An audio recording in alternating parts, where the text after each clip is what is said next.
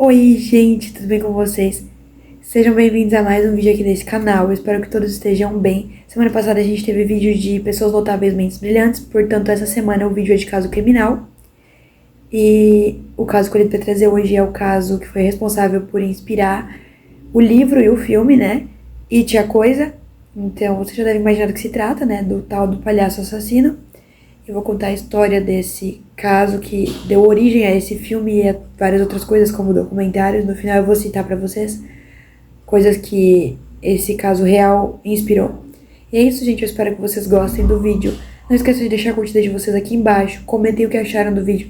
Deixem sugestões de vídeos pra eu trazer aqui no canal.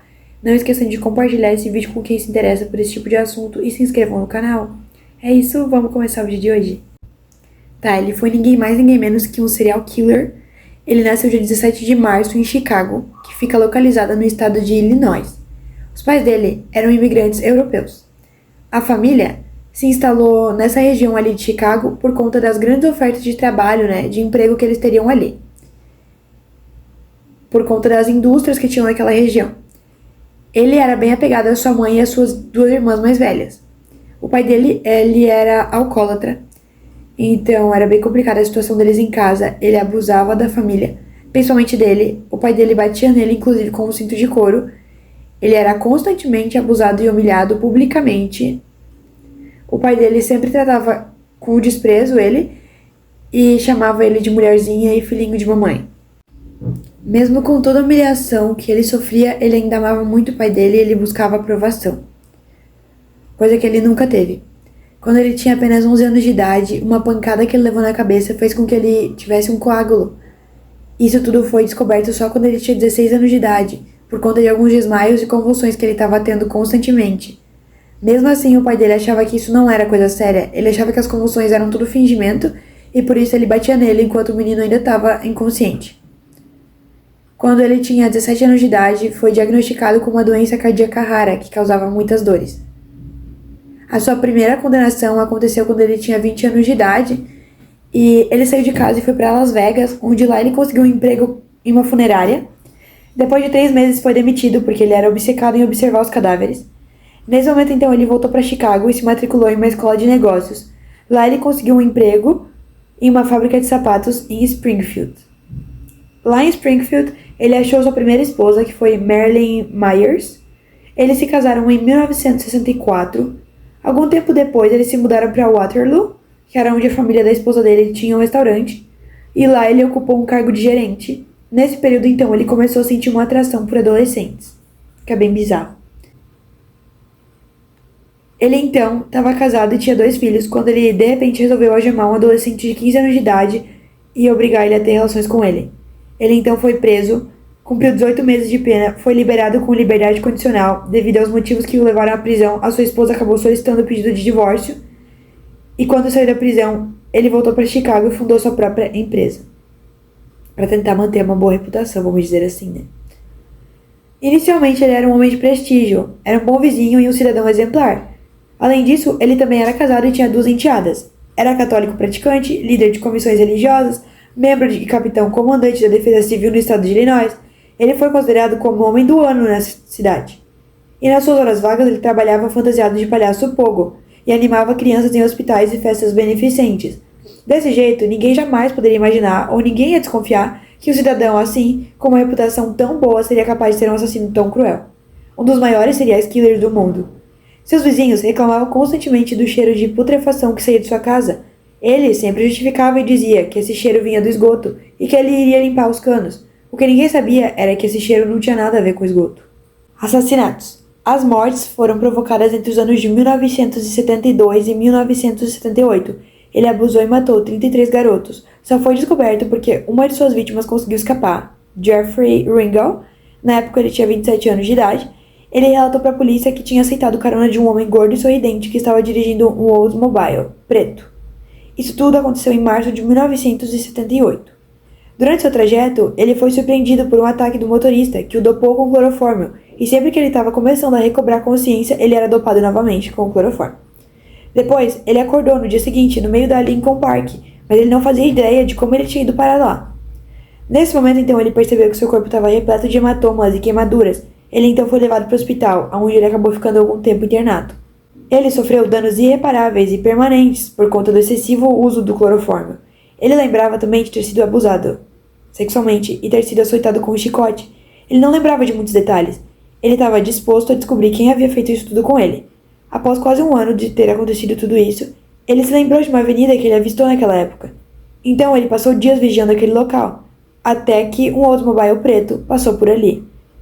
Ele então, depois de passar pelo Jeffrey ali, Jeffrey seguiu o carro, porque ele sabia que provavelmente se tratava da mesma pessoa, né? Seguiu e chegou até a casa dele. Desse modo, então, ele conseguiu prestar uma queixa contra o abusador. Confissão e modus operandi. Ele não tinha como fugir daquela acusação. Ele então confessou às autoridades que ele atraía suas vítimas oferecendo promessas de emprego e dinheiro. Desse jeito, quando as vítimas entravam no carro, ele sedava elas e levava para sua casa. Lá, ele algemava elas, violentava, torturava e matava por estrangulamento com corda ou algum tipo de pano. Geralmente, durante a tortura, ele se fantasiava de palhaço pogo e lia passagens bíblicas para suas vítimas. Por fim, ele mostrou os locais onde ele enterrava os corpos, que no caso era embaixo do chão do seu porão, em um local construído exclusivamente para isso. Quando ele não tinha mais espaço para botar lá onde ele estava colocando, ele começou a jogar os corpos no rio Des Plaines, que fica localizado em Illinois. Esse caso simplesmente foi o responsável por chocar a população estadunidense, chocou eles num nível absurdo, principalmente até pelo fato dele se fantasiar de palhaço. A imprensa então apelidou ele de palhaço assassino.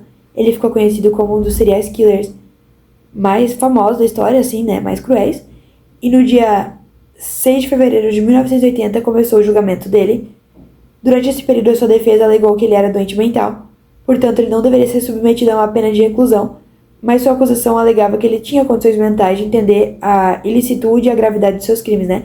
Que ele era capaz de entender que o que ele tinha feito era errado, né? Ele tinha capacidade mental suficiente para entender isso. A mãe dele e as suas irmãs, elas testemunharam confirmando os abusos que ele sofria constantemente na infância. Já os seus amigos falaram que ele não era insano. A testemunha-chave disso foi o Jeffrey Ringel, que foi a vítima que sobreviveu, né? Que durante o testemunho chorava e vomitava compulsivamente enquanto ele relatava tudo o que ele tinha passado. No dia 13 de março, então, ele foi julgado e considerado culpado pelo assassinato de 33 jovens e foi condenado à morte por injeção letal. A execução.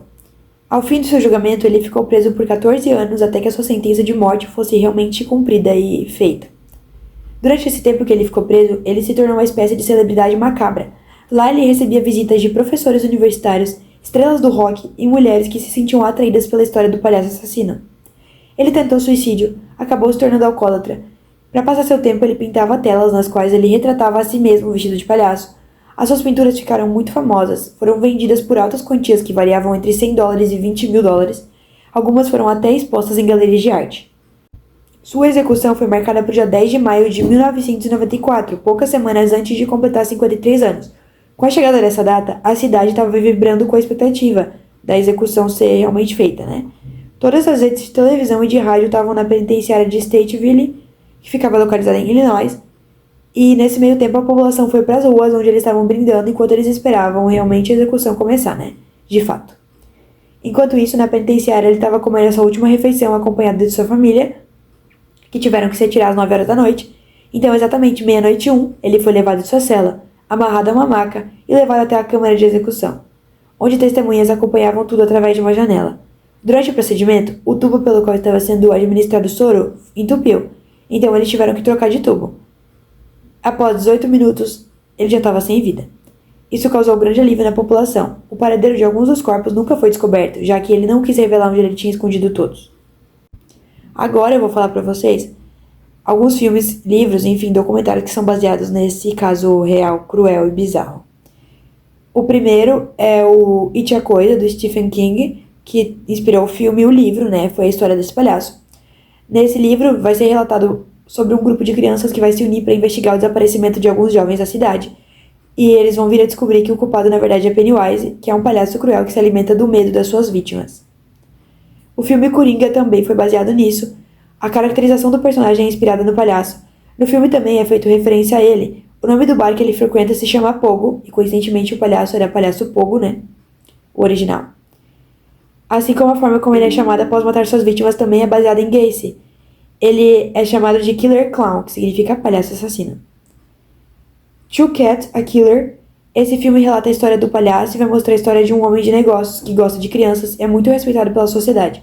É um vizinho prestativo e amigável, mas por trás da vida exemplar ele assassina 30 garotos.